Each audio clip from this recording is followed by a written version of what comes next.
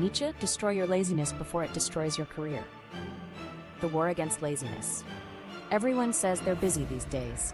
You check messages before you even get out of bed, bounce between meetings, answer DMs, yet somehow your career feels stuck.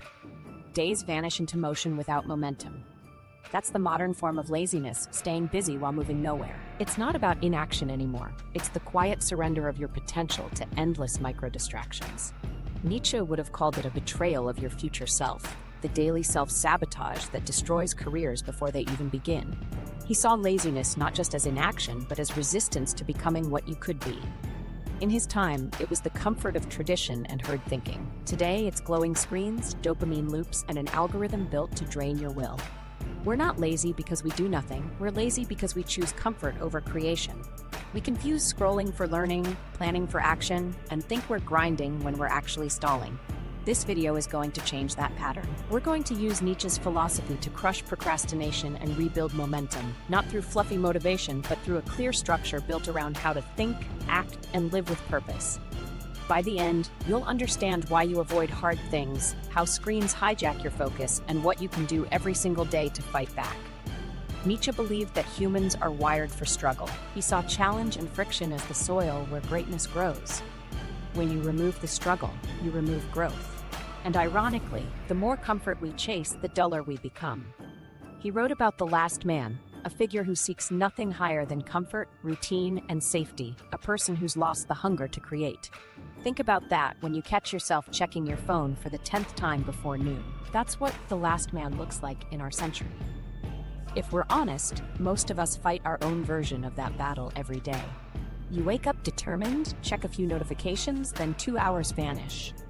You tell yourself you'll start after lunch, then get sucked into passive inspiration, videos about productivity instead of actual productivity. Nietzsche would say you've surrendered your will to power, the drive to act, expand, and become stronger to comfort.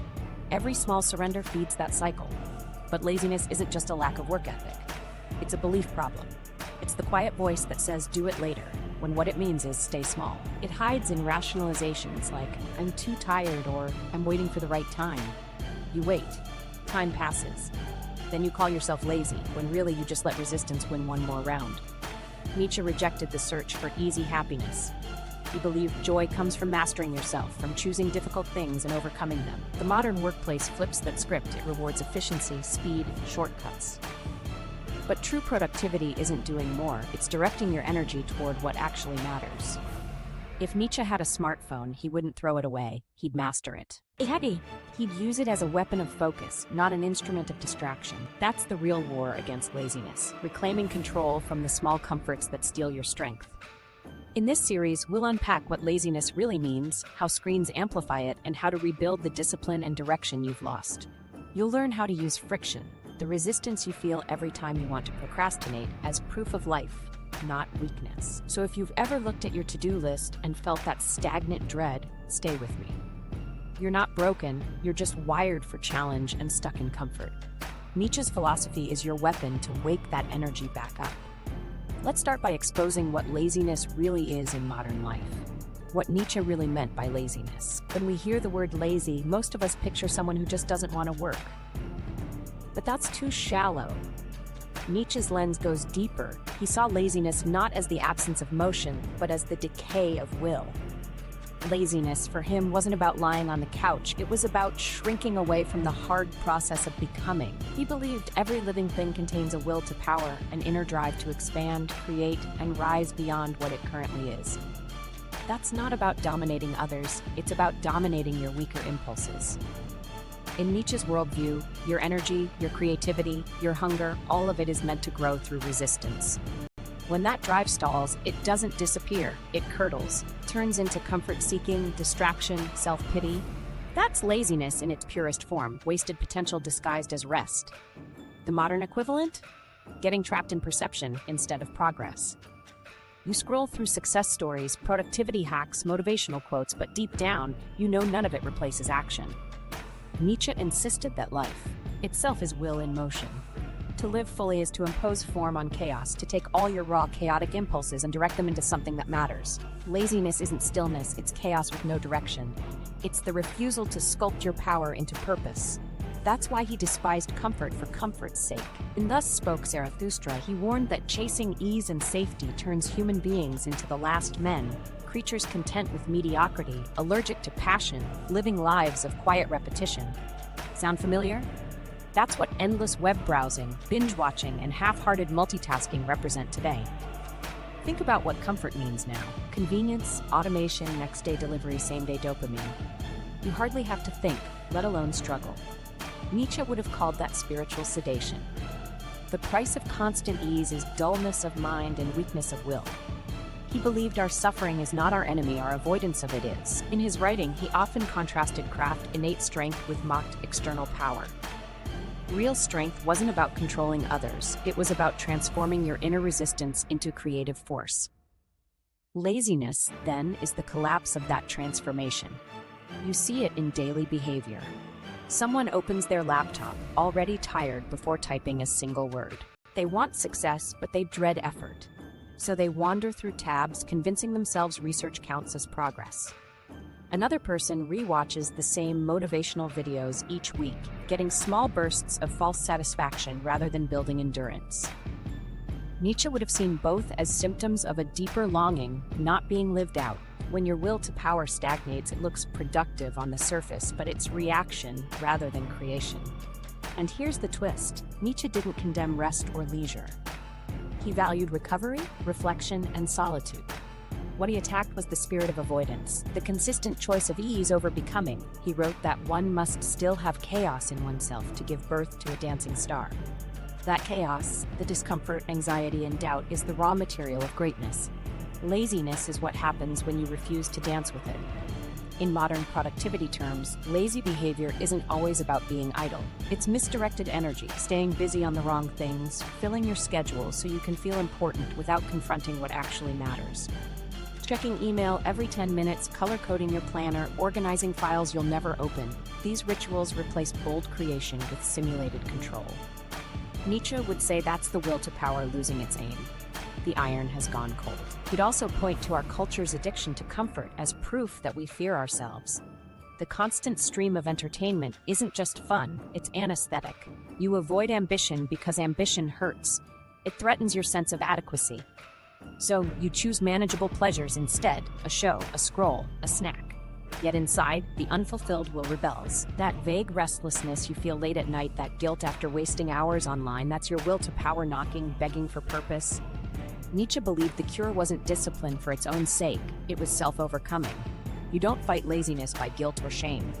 You fight it by giving that suppressed energy something worthy to push against. In his words, creation must be an act of conquest, conquering not others, but yourself. Every time you wake up and choose the harder thing, even in a small way, you confirm your vitality. You become proof that will still exists. The frightening part?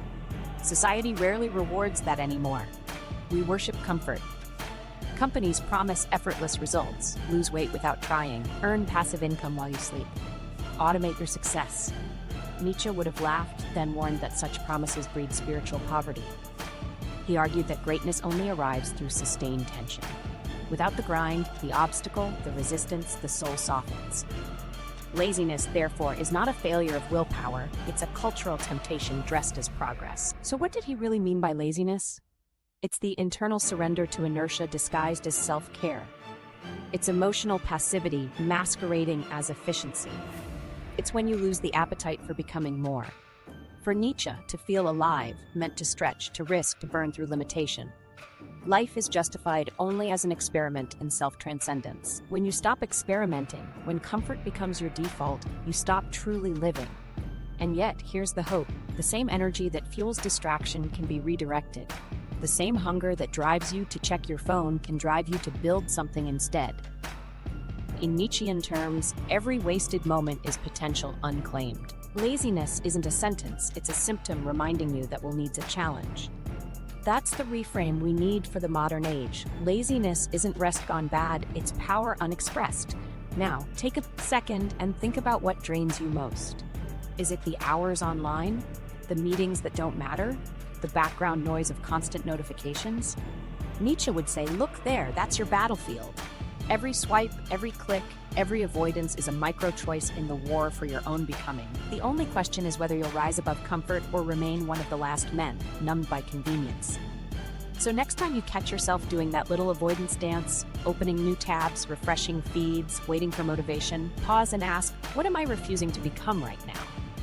Because laziness isn't harmless, it compounds. It kills momentum, then purpose, then confidence. But it's not your nature, it's your escape. And the moment you see it that way, you gain the power Nietzsche prized above all, the power to begin again. That's the real meaning of laziness in Nietzsche's world, not sleepiness of the body, but sleepiness of the spirit. Wake that spirit up, and the fog of procrastination will start to lift. Up next, we'll look closer at the modern comfort trap, the screens and dopamine loops that make this inner surrender almost automatic, and how to break out before they drain the will that's still alive inside you. The modern comfort trap. Let's be honest, comfort feels good. You've had a long day, you sit down, open your phone, and tell yourself you'll check messages for just a minute. That minute turns into 45. By the time you look up, you've consumed a highlight reel of other people's lives while yours stands still. The trap isn't that comfort exists, it's that it disguises decay as recovery. Nietzsche would look at this digital world and say, you've outsourced your will to the algorithm. Every scroll is a tiny surrender, a flick of the thumb trading creative tension for passive stimulation. Screens have perfected what Nietzsche warned against, pleasures without depth. The dopamine hits you get from notifications, likes, and short videos mimic achievement. Your brain lights up as if you just finished something important, but nothing actually changed. That's the danger. You feel accomplished, yet you've moved nowhere. Nietzsche saw that same phenomenon in 19th century culture, people clinging to empty beliefs and distractions to avoid confronting the work of becoming. He'd see our endless online loops as the latest form of that avoidance, only faster, smoother, and far more addictive. Modern neuroscience backs him up. Your phone trains you on a reward schedule that keeps you chasing novelty instead of mastery. A ping teaches the brain that fulfillment is random and immediate. In that soil, patience dies. Nietzsche's philosophy was the polar opposite. He taught that struggle and delay give life its shape. Meaning grows slowly, through friction. When everything becomes instant, the will weakens because it never learns endurance. You could say Nietzsche foresaw the psychological outcome of social media a century early, overstimulation leading to spiritual fatigue. The worst part is that these distractions wear the costume of productivity. You open a new app to learn, then end up comparing yourself to influencers who seem endlessly driven. You call it research while your deeper drive, the will to create, is quietly sedated. Nietzsche said that human beings don't simply want to avoid pain, they want to feel powerful. When that desire finds no worthy outlet, it latches onto cheap substitutes. Likes, streaks, and views, all symbolic forms of recognition, pretend to satisfy the will to power. But they leave you weaker because they depend on others to define your worth. The comfort trap doesn't just consume hours, it rewires ambition. You start preferring the appearance of progress to progress itself.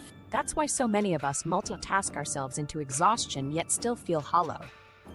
We plan elaborate morning routines, watch deep work videos, download productivity apps, each action giving a flash of purpose. But without anchoring your effort to a creation or a challenge, these habits become decoration. As Nietzsche would say, we're playing at life instead of living it. The will to power, misdirected toward constant self-optimization, becomes will to image management. Picture it this way, your mind is a forge. Discomfort is the heat that shapes iron into something strong. Comfort cools the metal until it's too soft to hold form. The more you escape tension, the more brittle your potential becomes. Nietzsche's last man lives exactly like that. Always comfortable, always entertained, proud of his balance, but incapable of passion. Today's last man refreshes a feed instead of facing the blank page, the workout, the project that might actually matter. He feels busy because the stream never stops, yet his life is static. The irony is, technology isn't the villain. A hammer can build or destroy depending on the hand that holds it. Nietzsche would never say, throw away your phone. He'd say, prove you're the master of it. The test is simple. Who commands whom? Does the device serve your creative will, or do you serve its design? Each time you reach for quick relief, ask what that gesture costs you. A few seconds of ease can steal the momentum of an entire afternoon. Awareness breaks the loop, but only if you act on it. Close the tab. Leave the app, breathe through the boredom until the impulse fades. Here's where it gets practical. Replace passive intake with deliberate creation. Next time you feel the itch to scroll, open a note and write one useful sentence about your current goal. When you crave a burst of novelty, learn to channel it into micro-experiments. Draft a single slide for your project, sketch an idea, outline a video concept. Train your brain to pair satisfaction with progress, not consumption. This is Nietzsche's will to power in modern form, redirecting energy toward construction rather than distraction. Each small act of direction strengthens the muscle that screens try to atrophy. But let's not romanticize constant struggle. The comfort trap also thrives on guilt, the endless cycle of shame after wasting time. Nietzsche would tell you not to indulge it. Guilt is just another indulgence, energy turned backward. The moment you recognize you've slipped, reassert the will. Stand up, move, re-enter the task that demands growth. The goal isn't purity, it's momentum. The way you respond to relapse determines whether the day is lost or reclaimed. Modern culture equates comfort with self-care, but Nietzsche would draw a line between true restoration and sedative indulgence. Rest that refuels your will is strength. Rest that numbs your will is decay. Ask yourself before you relax, does this refresh me for creation or remove me from it? The first is nourishment. The second is escape. Over time, stacking those micro-choices determines the trajectory of your career, your craft, and your character. We've built an economy around your avoidance. The infinite scroll thrives on your hesitation to act. Breaking free isn't about deleting everything, it's about reclaiming authorship over attention. When you decide what deserves your eyes, you decide what kind of person you'll become. Each focused hour is a declaration that your will still rules. So take a breath. Look at the glow of your screen and remember, comfort is silent, patient, persuasive. It whispers that you've earned one more break, one more scroll, one more harmless distraction. Nietzsche would smirk and say, that's your weakness talking. The antidote isn't to run from technology, but to stare it down and use it deliberately. Open loops close, tasks finish, meaning returns. That is how you turn the modern world's greatest trap into a training ground. Because every time you conquer the urge for easy pleasure, you strengthen the muscle that laziness fears most, the will to act. Self-overcoming 101 turning struggle into strength.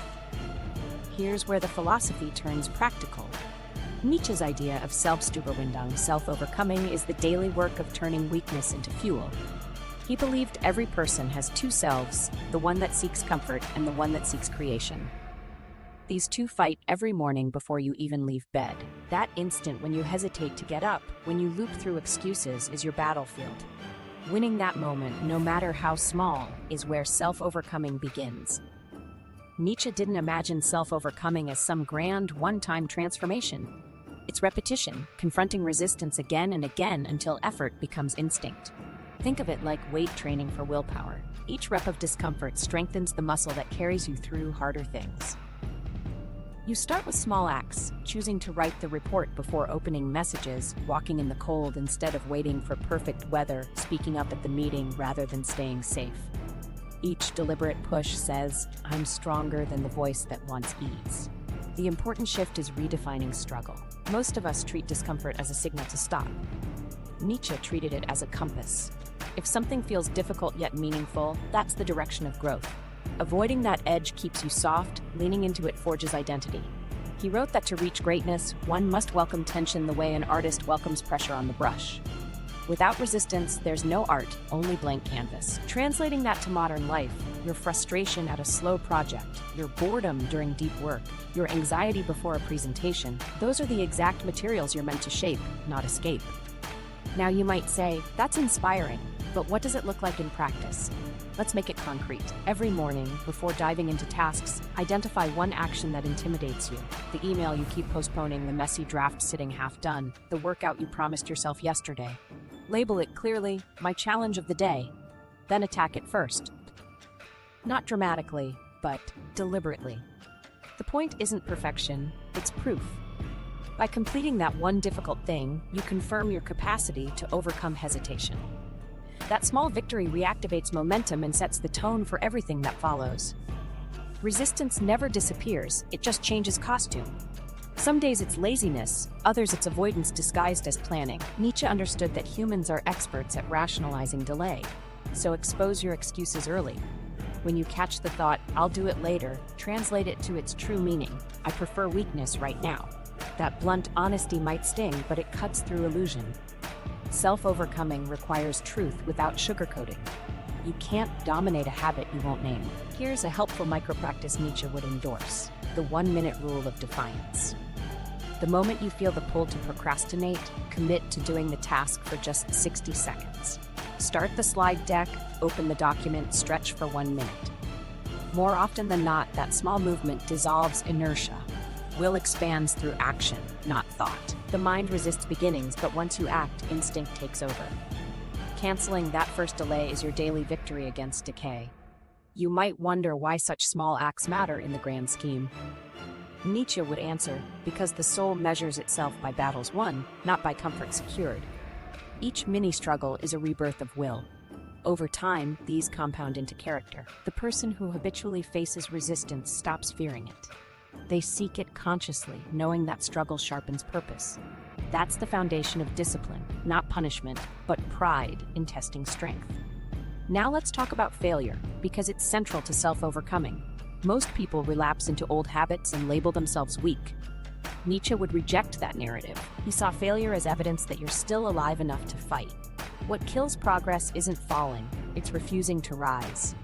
When something collapses, a missed deadline, a skipped workout, observe it without judgment. Ask, what resistance did I avoid? Then plan your counterattack immediately. The faster you convert shame into strategy, the quicker you regain power. To strengthen this reflex, build what I call proof stacks. Keep a simple log where you record moments of resistance conquered each day, no matter how tiny. Finished a page instead of watching another video? Write it down. Answered a difficult email calmly? Add it. By visualizing victories, you train your brain to associate effort with evidence. Nietzsche spoke of creating your own values. This is that principle in microform. You're telling your mind, this is what strength looks like for me. But be careful. Self-overcoming can slide into self-punishment if misused. Nietzsche's struggle wasn't about self-hate, it was about self-surpassing. The goal isn't endless grind or exhaustion, it's transformation. Think blacksmith, not martyr. The fire exists to refine, not to destroy. When you push through a challenge, pause afterward and acknowledge the gain. That reflection turns raw will into wisdom, a crucial step most hustlers skip. Strength without reflection just repeats effort. Strength with reflection evolves. Another core practice is solitude. In a world that celebrates constant connection, solitude has become the new discomfort. Nietzsche considered it sacred because it forces confrontation with self.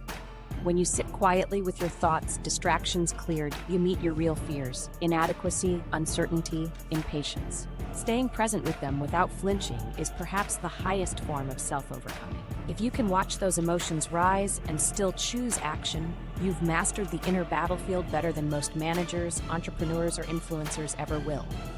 Here's a simple framework to apply each day: reflection, challenge, creation, gratitude. Start by noting where your resistance hides. Choose one meaningful hardship to face. Create something, anything, under its weight. End the day thanking the tension that made you stronger. That full loop keeps energy circulating rather than stagnating. Laziness can't survive in motion. Ultimately, Nietzsche's principle is a mindset shift. Stop seeking motivation, start seeking confrontation.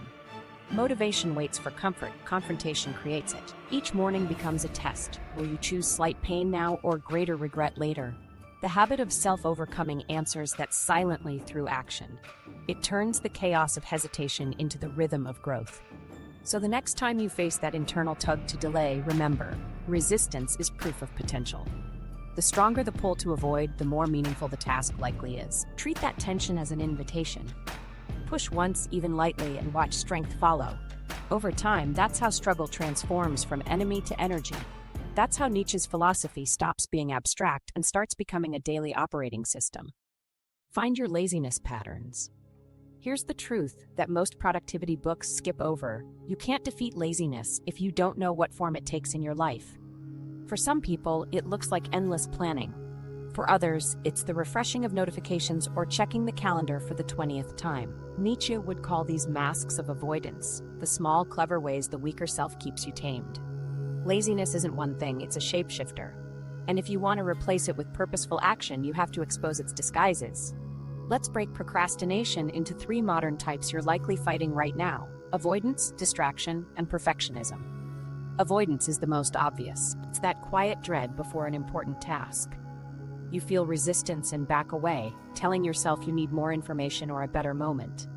In reality, you're protecting your ego from discomfort.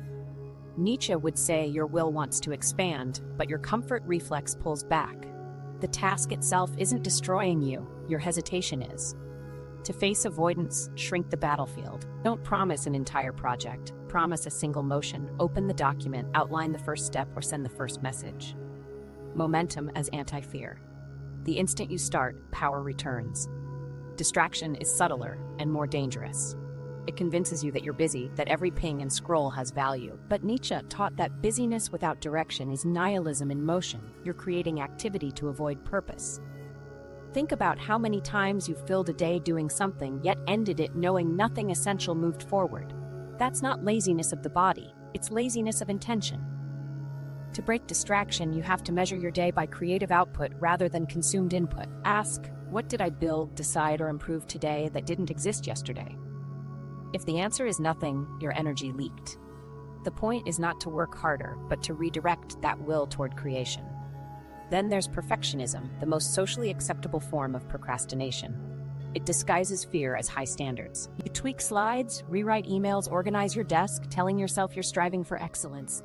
But Nietzsche would call it a hidden admiration for safety, the refusal to risk failure which denies growth. He said, "Become who you are, not perfect who you might be." The way out is iteration. Deliver, learn, refine. Creation is messy by nature. Demand polish too soon and you choke progress.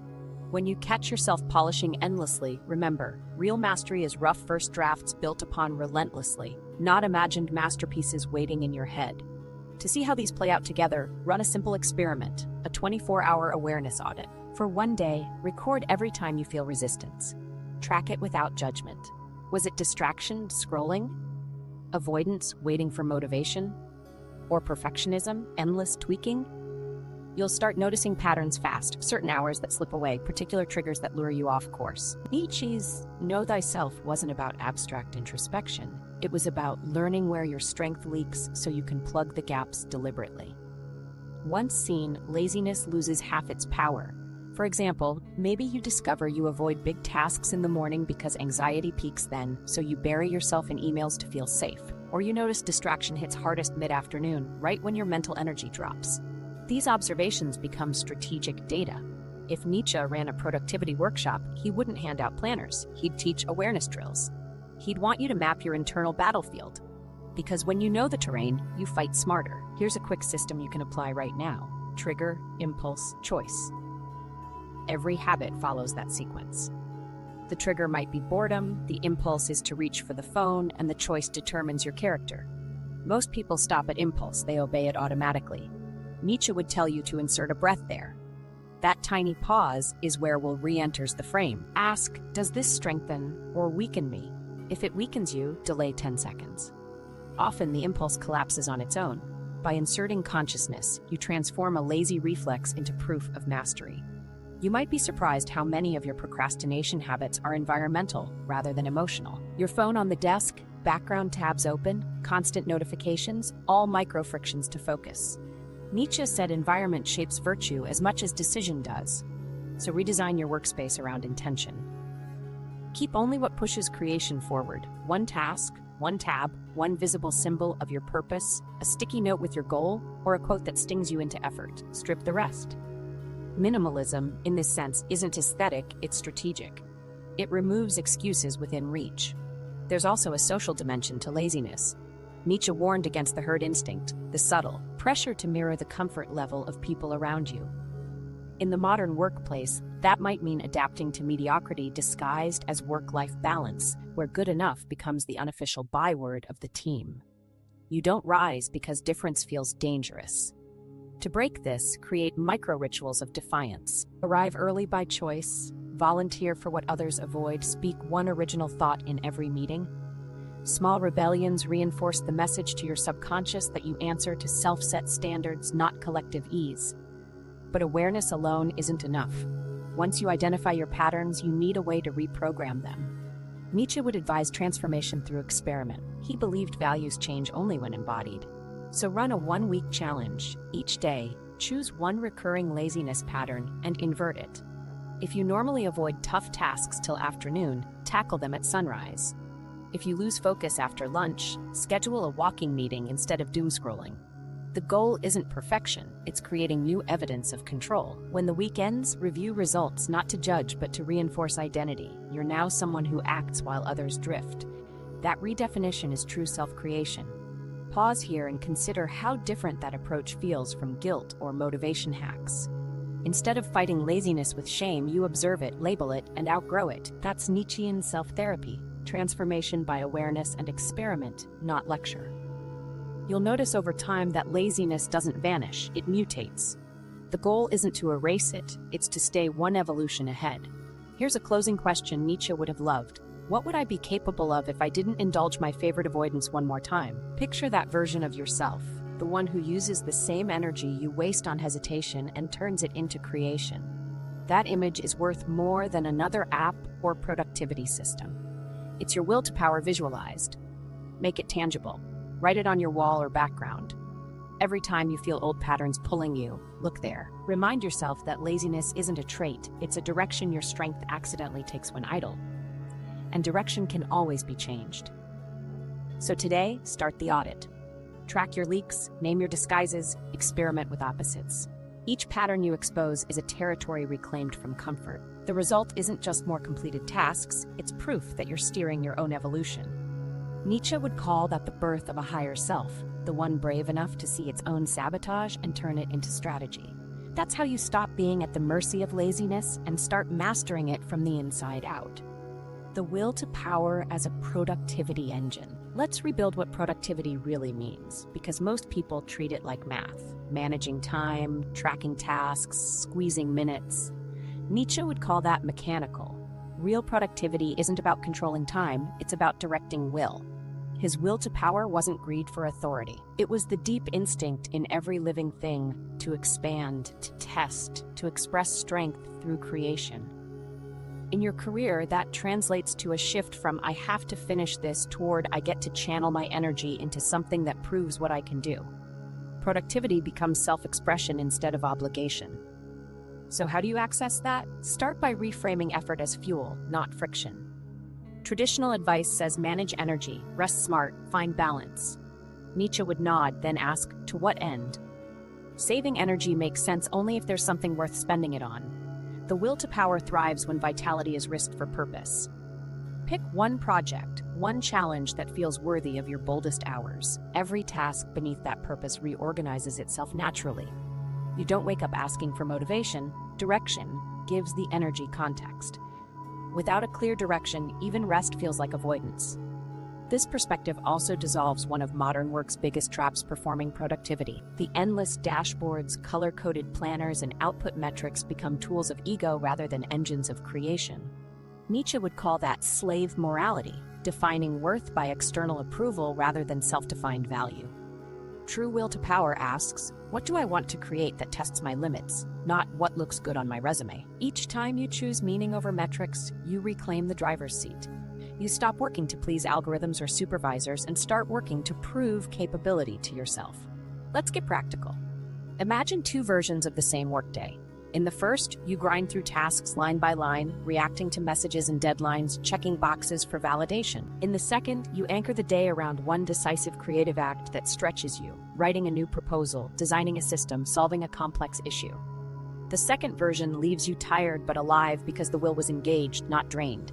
The difference isn't the hours, it's the presence of challenge. Challenge converts mere action into self-expression, which is exactly what Nietzsche meant by living with intensity. To cultivate that mindset, redefine success as direction of energy, not quantity of output.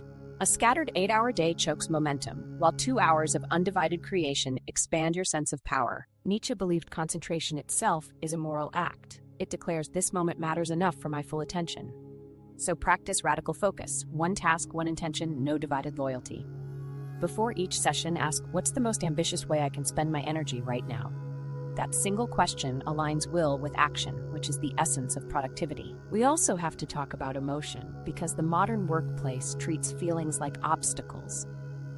Nietzsche thought the opposite. Negative emotion is unrefined will. Anxiety, boredom, restlessness, all that agitation is unused vitality looking for direction. Instead of suppressing it, convert it. When you feel that restless scrolling urge, pause and ask, what action would satisfy this tension creatively? Then move, draft, design, lift, call, decide. Use discomfort as a trigger for engagement rather than avoidance.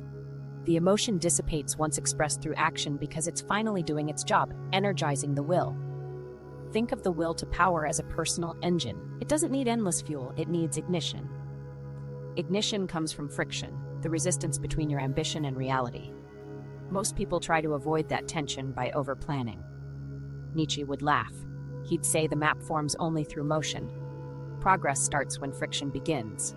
So deliberately invite small challenges into each day. Send the email that scares you, launch while rough, confront the slow system at work that frustrates everyone.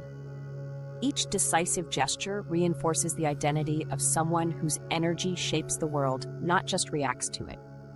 You can embody this principle through something I call power blocks, 2 focused sessions daily reserved for your highest impact creation. No meetings, no distractions. Treat them as sacred appointments with your will.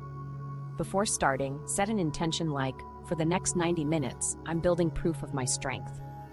That phrasing matters. It ties output to identity, aligning philosophy with practice. When interruptions appear, recall that you're not working for a checklist, you're sculpting willpower into visible form. The psychological effect is massive. Discipline feels less like deprivation, more like demonstration. But let's be real, there will be days when the engine sputters, when energy collapses. Nietzsche would call those days necessary contrasts. Without fatigue, victory has no taste. The trick isn't to crush slump days through guilt, it's to respect them as part of the rhythm. Power surges, then rebuilds. Use lower energy periods for reflection and planning, not shame. Ask, how can I pivot this fatigue into clarity?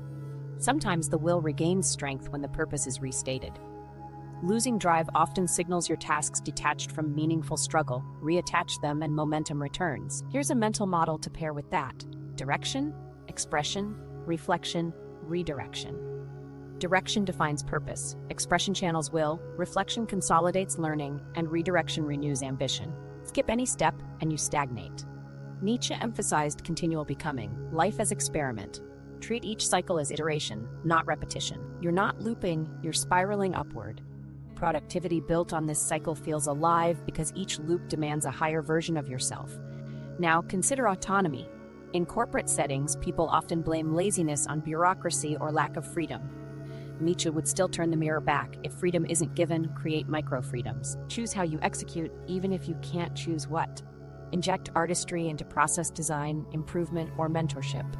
Creativity within constraint ignites will more reliably than waiting for perfect conditions.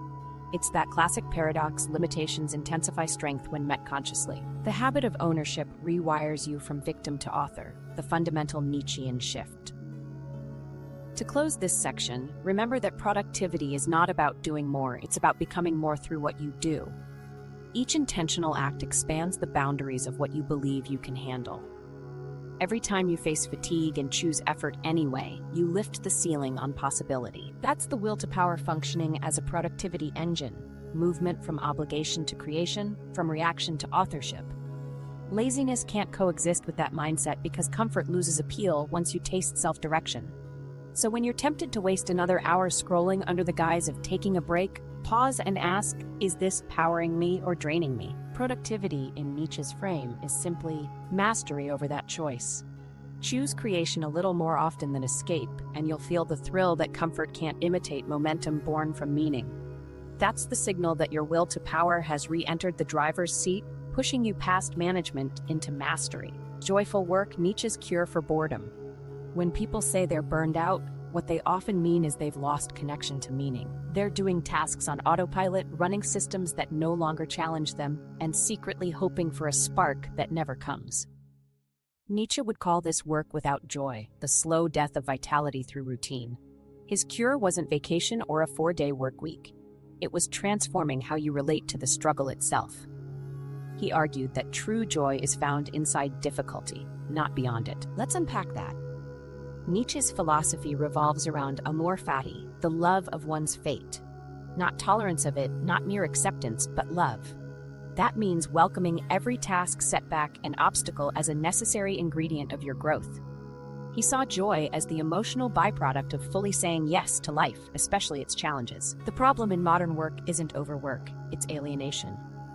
You push through tasks detached from purpose, measuring progress by deadlines instead of depth.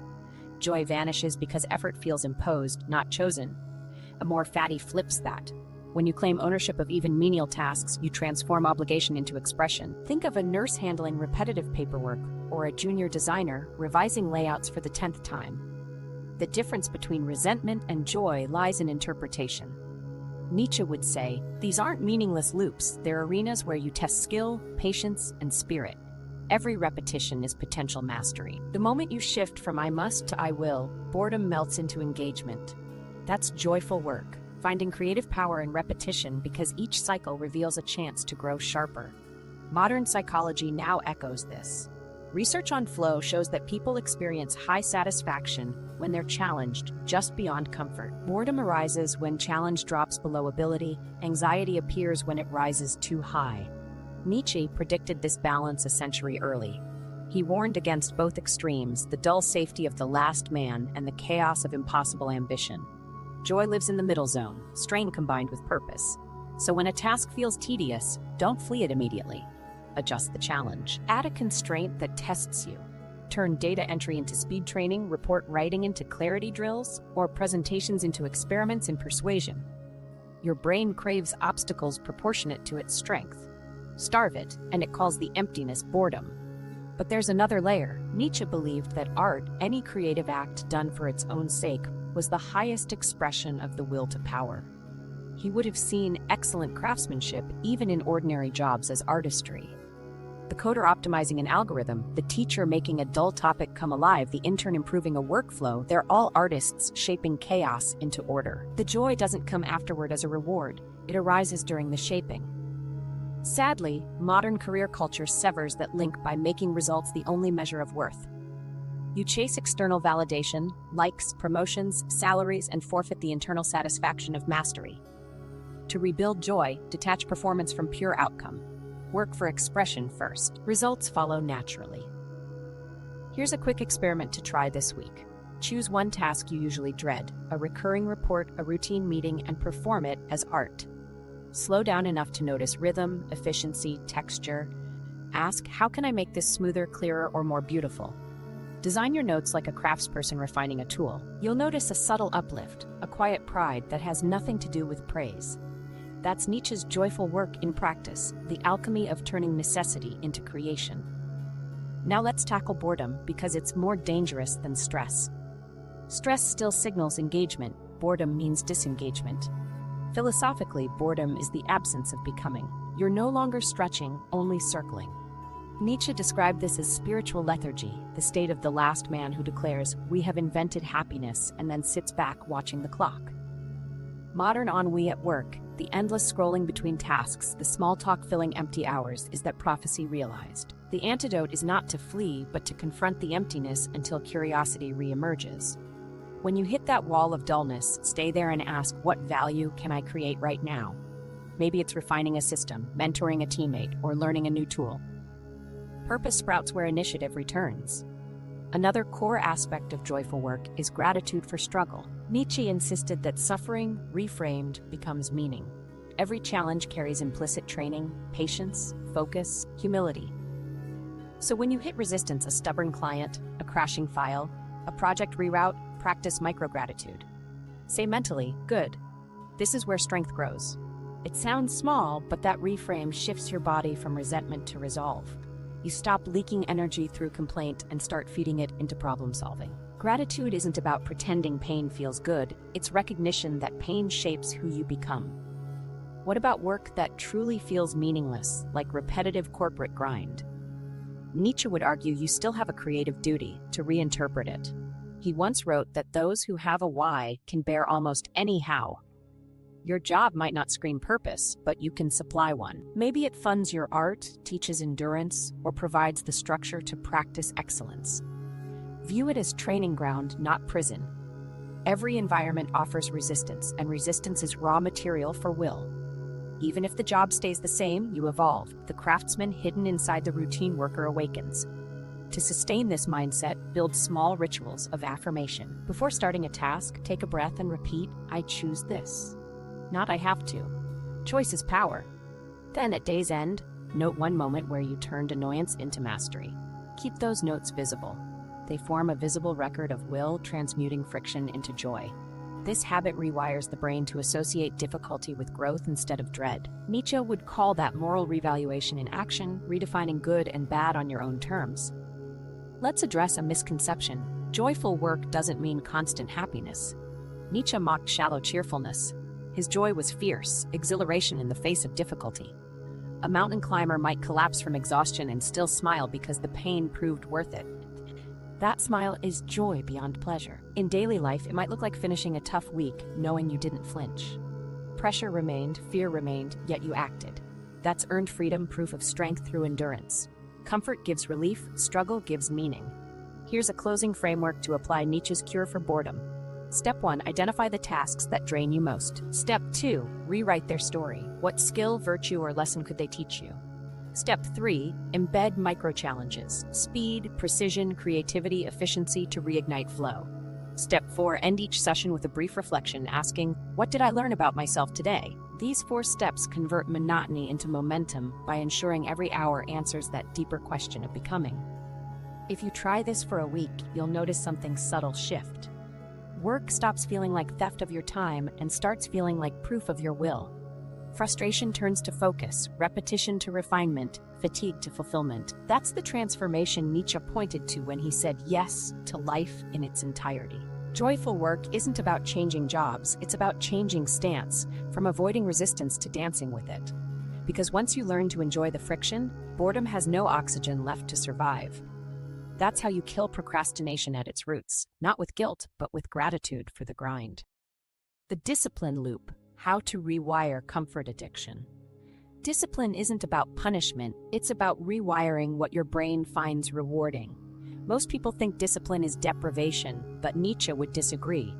He'd call it redirection, taking the pleasure-seeking instinct that fuels comfort addiction and steering it toward growth. Because comfort isn't the enemy, it's the default path of least resistance. Your goal is to build a loop that makes momentum feel as good as mindless scrolling. Once that loop spins, effort starts to supply its own dopamine. Let's start with how comfort addiction forms. Each time you reach for an easy hit, Netflix, snacks, social media, you reinforce a micro-loop, trigger, relief, repeat. The brain learns that low-effort choices equal instant pleasure. The problem isn't indulgence itself, it's repetition without consciousness. Nietzsche would say the will atrophies through predictability. When life offers no resistance, the will loses both purpose and direction. You can't destroy comfort, but you can retrain your reward system by linking satisfaction to progress instead of escape. That's the discipline loop. Here's the formula: effort, evidence, emotion, repeat. Effort means doing the thing you resist, writing the page, finishing the report, making that call. Evidence is the small visible result that proves you acted. Emotion is the pride that follows from seeing that proof. Repeat embeds that feeling as habit. Each cycle rewires your dopamine response. You stop craving passive pleasure because active exertion starts providing its own gratification. Nietzsche would call that sublimation, transforming base desire into creative energy. The trick is to make wins visible. Keep a visual counter, a checklist, a streak board, even tally marks. Each mark says proof of will. The visual cue matters because the brain associates visibility with value. It's the same reason notifications are addictive. They're feedback loops. You're just hijacking the mechanism in your favor. The moment discipline produces an emotional payoff that rivals distraction, you've broken the spell. Now add friction management. Comfort addiction thrives on frictionless design, autoplay, instant scroll, zero pause. So create deliberate obstacles between you and your easiest vices. Delete shortcuts, move apps off the front screen, add logins that slow you down. Nietzsche championed challenge as a purifier of will. This is challenge engineered. The brief inconvenience forces a pause, a gap where choice reappears. That pause is the birthplace of discipline. You can also invert friction. Make productive actions absurdly accessible. Keep a study tab open, lay out workout gear, preload files you'll need tomorrow. When energy dips, the path of least resistance should lead to effort, not avoidance. This environmental design turns willpower from a battle into a bias. Nietzsche might call it revaluing your space, shaping surroundings that serve strength rather than weaken it. Another key technique is reward substitution. Let's say scrolling delivers quick pleasure but no progress. Replace it with micro rewards that follow discomfort. 10 minutes of your favorite music after finishing a hard session, a walk outside only after deep work. Over time, your brain rewires expectation. Reward follows resistance, not bypasses it. Nietzsche wrote that humans are naturally drawn toward what affirms life. You're just teaching your body that creation affirms life more deeply than consumption ever will. Discipline also thrives on variability. Monotony kills drive faster than failure. The loop must evolve or comfort will creep back. Mix difficulty levels, alternate creative bursts with maintenance work.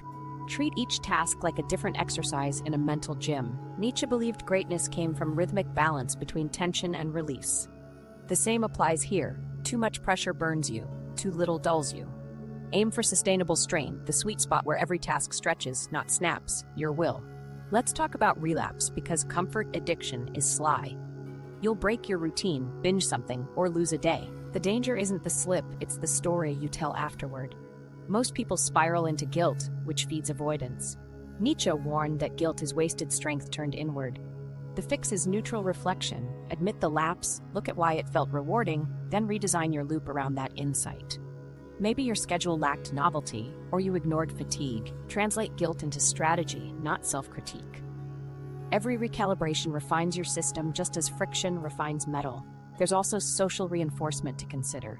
Surround yourself with peers chasing challenge rather than comfort. Energy mirrors energy. Even virtual accountability, a shared progress tracker or messaging group, creates subtle pressure that supports the loop.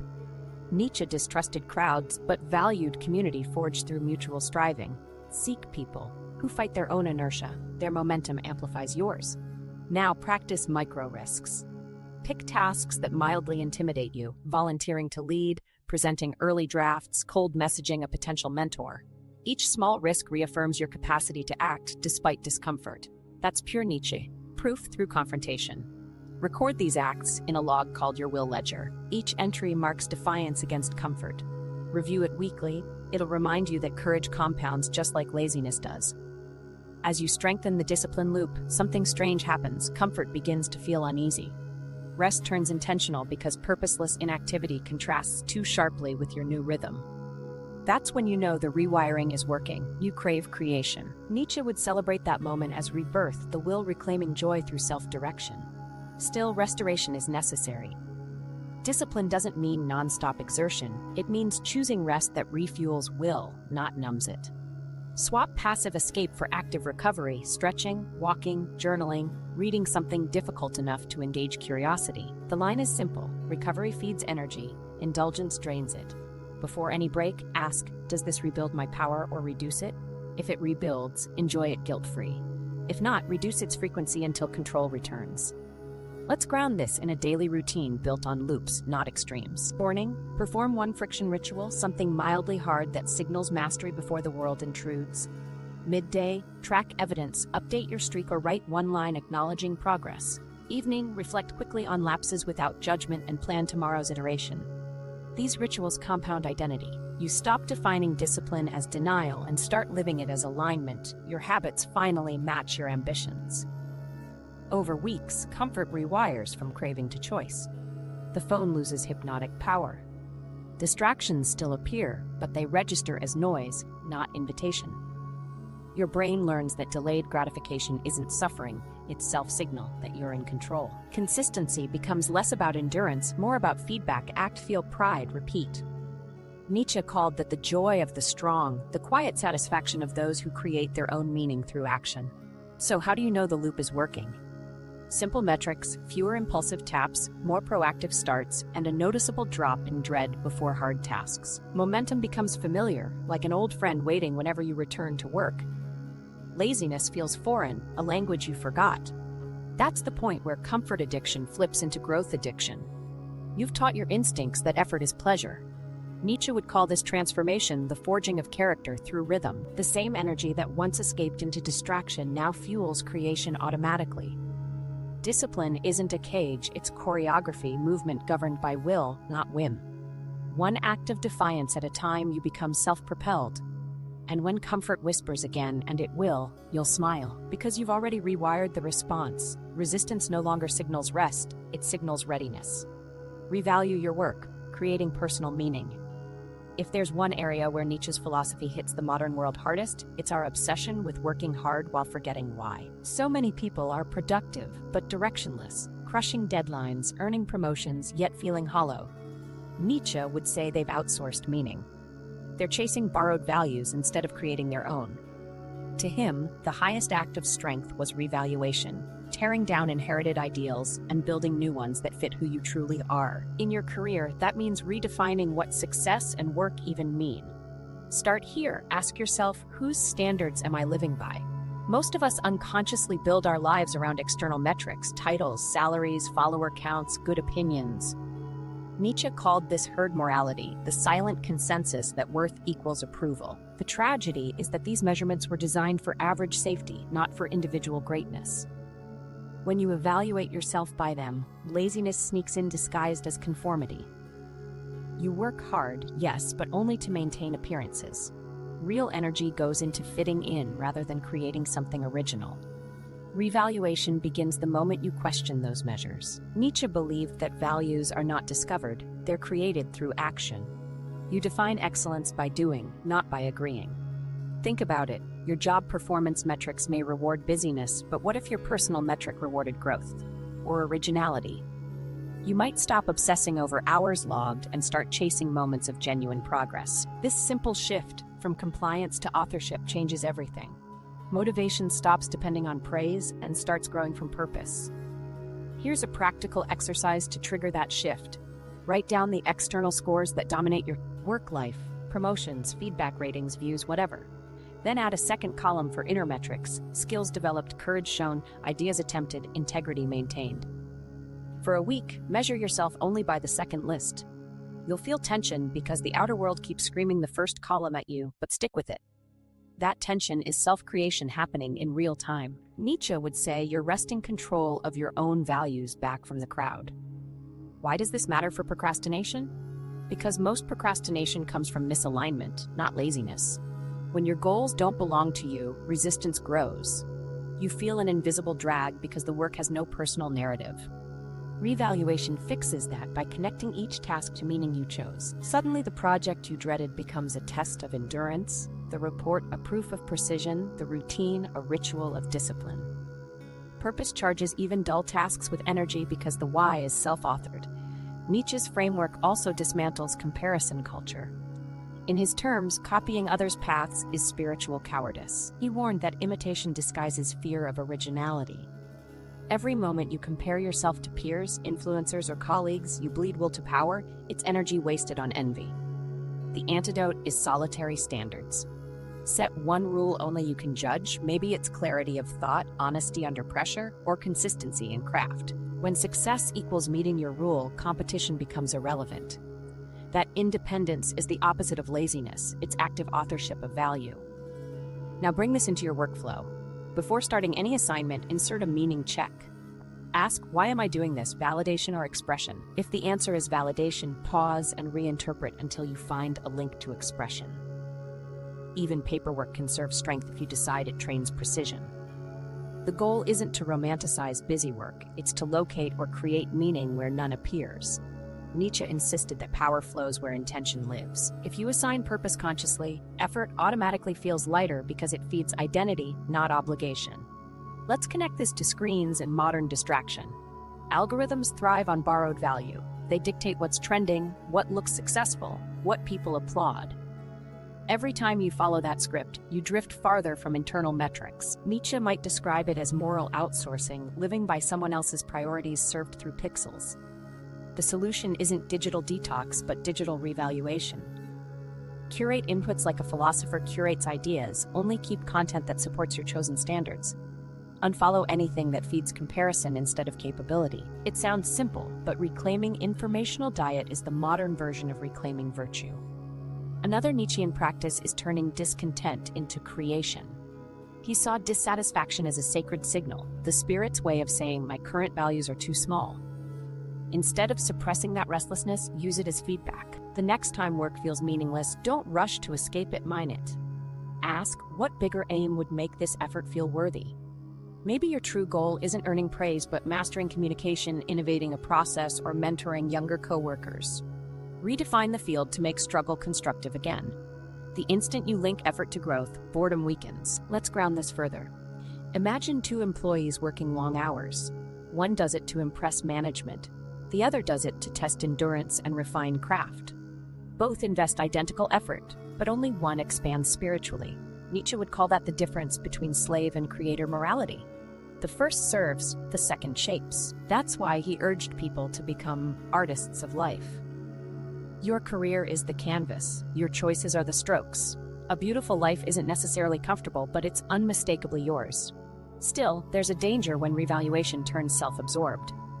Nietzsche warned that creators must balance confidence with humility, constant testing of one's values against reality. He admired those who revised principles when experience proved them weak.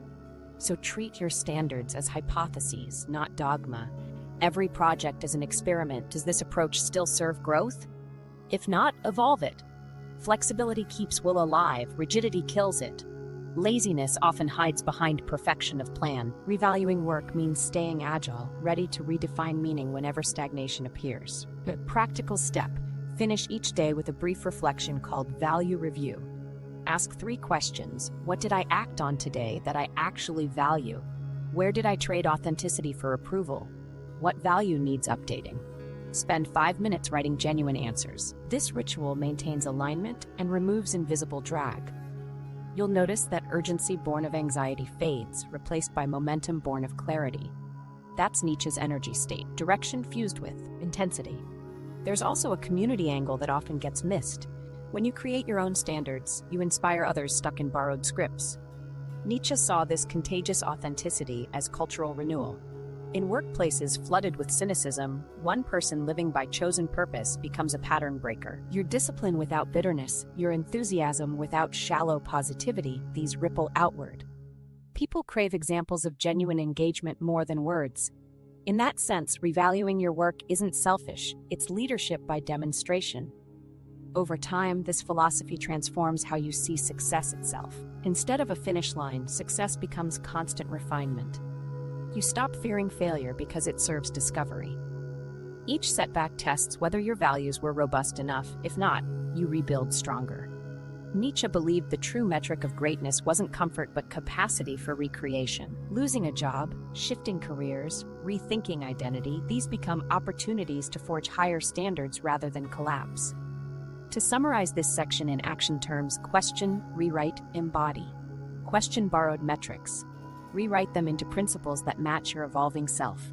Then embody them daily through conscious choice. That triad turns abstract philosophy into productivity fuel. You'll work harder without burnout because energy no longer leaks into resentment. Every task becomes a stage for proving alignment. Now, pause and test how revaluation feels in practice. Tomorrow, when routine hits, perform one task with new intent. Write as proof of clarity, not compliance. As you finish, notice how different the fatigue feels. It's cleaner, purposeful, almost satisfying. That's not exhaustion, it's evidence of life fully engaged. Nietzsche would call that sacred fatigue, the tiredness that proves your hours mattered. In a world addicted to comfort, feeling that kind of fatigue is rebellion. Because once you define meaning on your terms, distraction loses its grip. Laziness thrives in borrowed values. It starves in self-defined purpose. When someone next asks why you work so hard, you'll have the simplest Nietzschean answer imaginable: because it's mine. The daily practice of self-overcoming. Everyone loves big breakthroughs, but Nietzsche's genius was in understanding that real growth shows up in the mundane work between them. He saw greatness not as one heroic leap, but as the steady rhythm of self-conquest carried out day after day. Self-overcoming isn't an idea. It's a daily practice made of small, repeatable acts that prove you're still commanding your will. Without them, comfort creeps back invisibly. So let's turn his philosophy into a daily operating system. Start with morning reflection. Before unlocking any screen, pause for 2 quiet minutes. Ask the essential question, where will resistance show up today? That awareness primes your mind for confrontation instead of avoidance. Nietzsche would call this pre-battle vision, seeing the fight before it arrives. Then define one deliberate discomfort, the task that makes your stomach tighten because it demands growth. Write it down. That's your self-overcoming target. Handle it before the day hijacks your attention. Early struggle sets the tone. If you win the first battle, the rest shrink in size. Use a phrase that Nietzsche might have whispered to himself. Do the hard thing while the day is young. The nervous energy of morning is raw will waiting for direction. Spend it on challenge, not chatter. Maybe it's drafting the proposal, running in cold weather, or starting a complex design you've been avoiding. The goal isn't to finish easily, but to cross that first wall of inertia. He taught that resistance is proof of importance. You only feel it around tasks that matter. Once you push through, momentum awakes and drags productivity behind it. After the first victory, implement focused work blocks, Nietzschean battlegrounds where attention becomes absolute. Set boundaries like a fortress, silence notifications, close extra tasks, honor the moment as your proving ground. Work in stretches long enough to feel mild strain. When fatigue whispers, hold for 5 more minutes. That extension re-educates the will to endure. If you stop only when you choose, not when comfort calls, you're building evidence of control. Nietzsche said the free spirit is simply one who can bear intensity without fleeing. Each period of undistracted creation embodies that. When interruption strikes, and it will, practice the pause of power. Breathe, count 3 seconds, then ask, does this serve the work or soothe avoidance? The pause reasserts command. Nietzsche believed freedom wasn't absence of restraint, but mastery of response. Every conscious pause is a declaration that you're steering the ship, not riding waves of impulse. The more often you insert that awareness, the sharper attention becomes, until focus feels less like effort and more like personal identity. Midday, switch to integrated action. No grand gestures, just steady self-direction in ordinary moments. Walk to lunch without your phone. Respond to messages with brevity instead of endless checking. Use commutes or breaks for thinking rather than scrolling.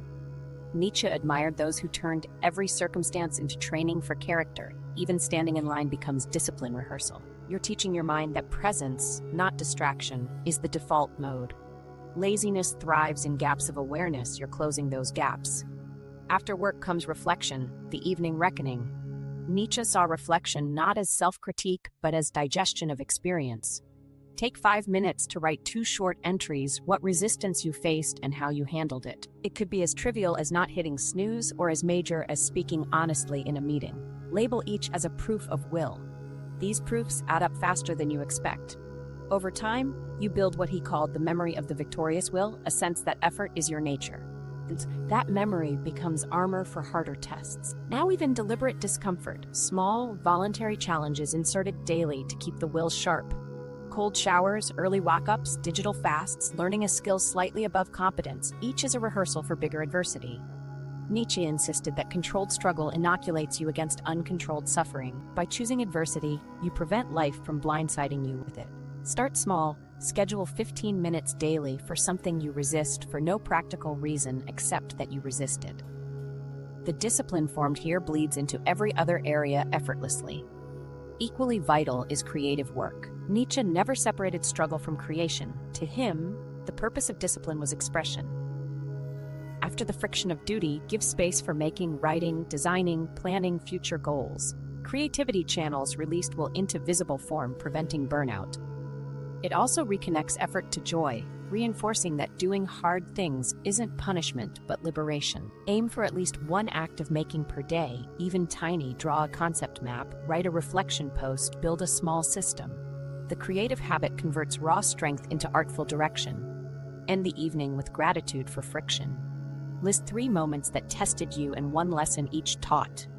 Maybe frustration revealed impatience, or fatigue exposed poor planning. Nietzsche called hardship the great clarifier. By thanking it, you remove its emotional sting and harvest its insight. Gratitude completes the loop: awareness, action, reflection, appreciation. Without appreciation, strain feels empty. With it, you sense progress. Over time, this entire structure becomes automatic. Reflection primes awareness, challenge builds confidence, creation restores meaning, gratitude reinforces continuation. That rhythm prevents laziness because laziness depends on drift. When each day starts and ends with intention, there's no room for drift to slip in. Even your rest becomes purposeful. You'll start resting to refuel will instead of escaping pressure. Nietzsche would consider that the sign of a mature spirit, one who treats energy as sacred and doesn't waste it on avoidance. But beware the perfection trap. Self-overcoming is not a flawless routine, but a living experiment. Some days you'll miss the morning battle, surrender to distraction, or skip reflection. Adjust, don't condemn. Nietzsche's concept of eternal recurrence reminds us that every moment repeats until mastered. Failures simply invite better performance of the same scene tomorrow. What matters is returning to the practice without self-disgust. The comeback, not the miss, defines your trajectory. Here's one more advanced layer, the Sunday perspective reset. Once a week, review the week's proofs, where effort surged, where comfort sneaked in. Evaluate patterns as a coach would, not a critic. Ask, what struggle blessed me with strength? That question changes your relationship with hardship entirely. You stop viewing the hard week as lost energy and start seeing it as collected training. Nietzsche wrote that to live is to suffer, to survive is to find meaning in the suffering. Sunday reflection is where survival becomes meaning. The psychological payoff of this daily loop is huge. Anxiety drops because uncertainty turns into structure. You no longer wonder whether you're progressing, the proof log shows it. Motivation steadies because success becomes internal, measured by the act, not the applause. Each routine hour transforms from potential procrastination into practice. The same world that once drained your focus becomes a gym for your will. Eventually, you'll notice laziness fading not through force, but through identity shift. You won't need to convince yourself to act. Idleness will simply feel foreign. The daily practice of self-overcoming rewires desire itself. You begin to crave friction because it confirms existence. You'll catch your self-seeking challenge automatically, almost playfully, because that's where vitality hides. Nietzsche called that state dancing with chains, freedom within discipline. That's when you know his philosophy has moved from idea to embodiment. So tonight, before sleeping, ask only this: where did I prove strength today? It might be minor, a held posture, a finished task, a truth spoken. That acknowledgement seals the day. Because the highest productivity system Nietzsche ever offered wasn't a checklist or timer, it was self-respect earned through consistent struggle. Live that rhythm long enough, and laziness dissolves like fog before sunrise. Becoming unstoppable, living the will to power. By the time you start living Nietzsche's philosophy day after day, something begins to shift. You stop chasing motivation and start embodying motion itself. This final stage, living the will to power, isn't about adding more hacks or habits. It's about identity, becoming the kind of person who can't stay static. Laziness only survives when you still view effort as optional. Nietzsche's mature ideal is a life where effort feels as natural as breathing, because you've fused purpose with instinct. He saw existence as a constant experiment, not a destination. Each project, conversation, and setback is a proving ground for vitality. The goal isn't perfection, but intensity, the felt sense that you're alive in every decision. When that becomes your normal, procrastination loses meaning. You act not because you've scheduled action, but because stillness feels like decay. This is what unstoppable really means: motion born from internal necessity instead of external pressure. Think of the will to power now as gravity pulling you forward. You don't push anymore, you're drawn by vision. Career plateaus, creative blocks, and comfort temptations still appear, but you interpret them differently. Where others see walls, you see resistance training. Failure turns into feedback, boredom into signal, fatigue into rhythm. Nietzsche called this transformation transfiguring suffering into strength. It's not denial of pain, it's direction of pain. Every hard moment becomes a weight you willingly lift. At this point, Nietzsche would warn against one hidden relapse: complacency. Success seduces you back to comfort faster than failure ever could. Once you've improved discipline, built control, maybe even earned recognition, it's easy to slip into maintenance mode. But the will to power doesn't maintain, it multiplies. The instant you start protecting what you have instead of testing what you could become, decay begins. That's the paradox of growth. It demands perpetual stretching. To stay alive internally, you must risk comfort externally. So how do you live that in a modern career? Through recurring reinvention. Every few months, audit your comfort zones. Which routines feel safe but stale? Which projects no longer demand full focus? Replace or raise them. Nietzsche valued evolution over loyalty, even to one's own methods. The disciplined person asks, what difficulty am I avoiding lately? And walks directly toward it. Maybe that's public speaking, leading a new team, pitching an idea that could fail. Each leap prevents strength from fossilizing into routine. It's crucial, though, to balance intensity with reflection. Nietzsche respected chaos only when guided by creation. Without direction, drive turns into burnout, endless doing detached from meaning. To prevent that, schedule deliberate pauses for evaluation. Ask weekly, is my effort still expressing who I want to become? If not, adjust course. That simple check keeps the engine clean. Power without aim corrodes, power directed evolves. Living the will to power means steering energy consciously, not letting momentum turn manic. Another hallmark of this stage is the disappearance of external permission. You stop waiting for acclaim, advice, or certainty. Nietzsche despised dependence on validation. He believed each person must become their own law. Practically, this means trusting your judgment after analysis instead of deferring endlessly. Decision paralysis is just procrastination wearing intellectual clothing. Choose, act, adjust. Movement reveals truth faster than overthinking.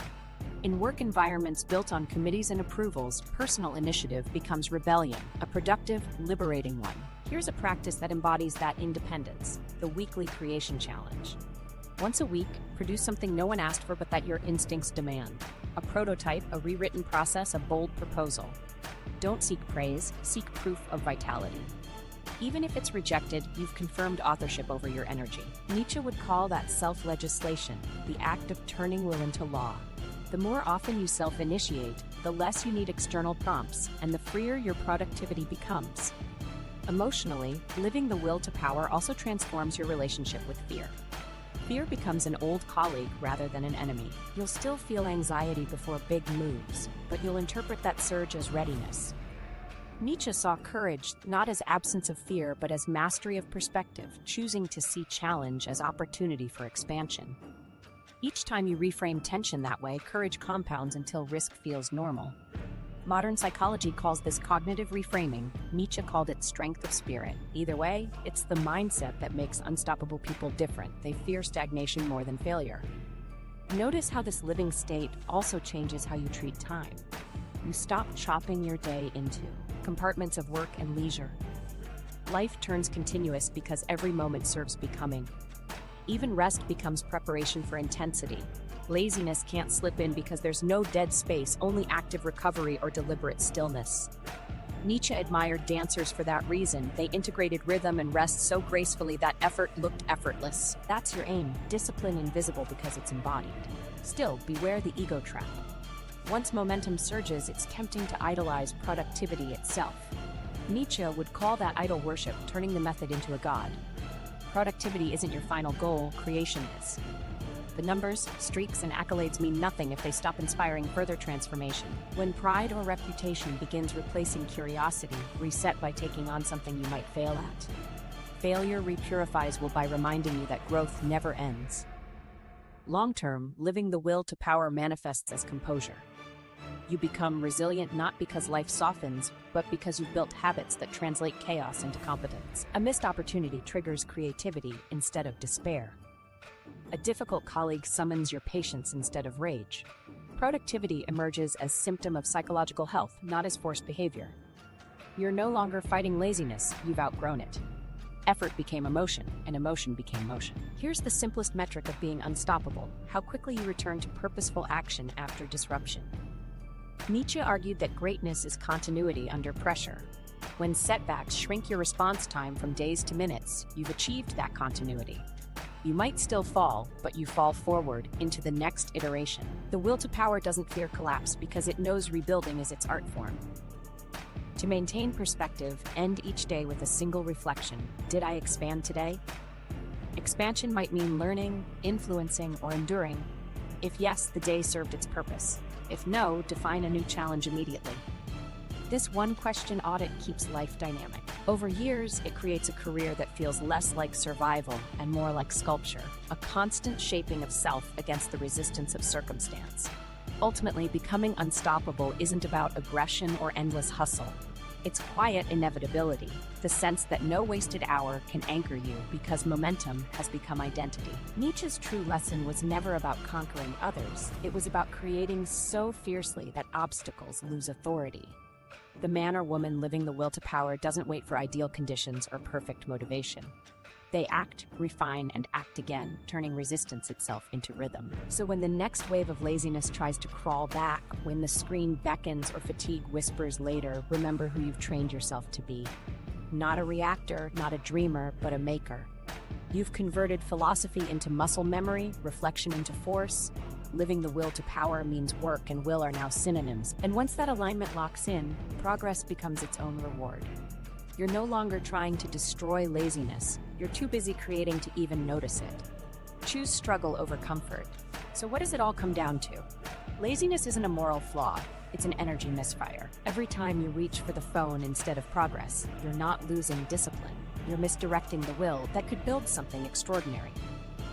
Nietzsche taught that the same drive used to avoid pain can fuel creation if given direction.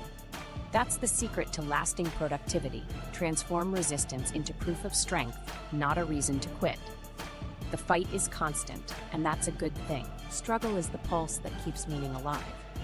Each time you face a difficult project, a late night, or a burst of self-doubt, pause and remind yourself this is the price of aliveness. Comfort promises relief, but at the cost of growth. Struggle demands effort, but it keeps your identity expanding. Every ambitious act, no matter how small, is a declaration that you refuse to be the last person Nietzsche warned about. The one content to drift through life, sedated by convenience. Think about what that means in your own routine. The alarm goes off, dread hits, you want 5 more minutes. That's your test. You can rehearse weakness or rehearse will. When you choose the harder motion, even once, you tell your nervous system what kind of person you are becoming. Do that daily and the story rewrites itself. You stop chasing motivation, you start collecting proof of who you are. Nietzsche believed that happiness built on comfort is fragile, but fulfillment built on challenge grows stronger with time. That means the dull ache of discipline, the morning hours, the deep work sessions, the moments when you doubt yourself isn't punishment, it's freedom training. Because real freedom isn't the absence of effort. It's the confidence that you can summon effort whenever you want. Career you want, the focus you crave, the sense of pride that lingers long after the dopamine fades, they all live on the far side of resistance. You don't have to eliminate laziness forever. You just have to outdecide it one moment at a time. 7 seconds of courage beats hours of hesitation. One hard act today outweighs 1,000 intentions tomorrow. Each time you override ease, you strengthen a reflex that no distraction can touch. And yes, comfort will whisper again. It always does. It will tell you that you've earned a break, that one skipped session won't matter, that you deserve rest before the work begins. In those moments, borrow Nietzsche's Defiance. Smile at the voice, thank it for the invitation, and decline it. Because you've already learned that struggle isn't the enemy, it's evidence of potential. That discomfort you feel isn't fatigue, it's the signal that power is returning. Here's your call to action. Before this video ends, delete one app that drains your focus. Schedule one hard task that proves your strength. Not later, now. Take one tangible step that reclaims your will from automation. Momentum begins the instant you stop negotiating with comfort. Laziness dies the moment you reframe resistance as purpose. In Nietzsche's words, life's highest aim is to become who you are. You can't do that hiding from friction. So choose the hill, not the hammock. Choose motion, not maybe. Choose struggle, not because it's easy, but because it's yours. Subscribe if you're ready to join thousands building that mindset. People turning philosophy into power every single day. Your comfort zone ends here, but so does your stagnation. Now close this tab, pick your battle, and prove what your will can.